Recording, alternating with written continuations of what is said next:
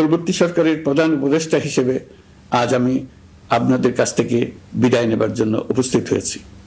আজ বিদায়ের দিনে 5ই আগস্টের কথা স্মরণ করে আপনাদের কিছু কথা বলবো। কি মহা মুক্তির দিন ছিল সেদিনটি, সে কি আনন্দের দিন। বাংলাদেশিরা দেশে বিদেশে যে যেখানে ছিল আনন্দে চোখের পানি ফেলেছিল।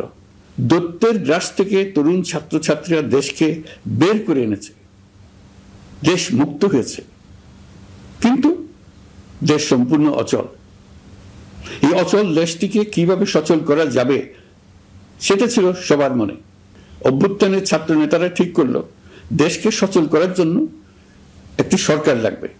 সরকার গঠন ও চালাবার জন্য তারা আমাকে খবর দিল। আমি তখন বিদেশে, আমি দায়িত্ব নিতে রাজি না। তারা জাতির প্রতি কর্তব্য পালনের কথা বলে আমাকে রাজি করালো। 18 মাস পর এখন আমার যাওয়ার পালা।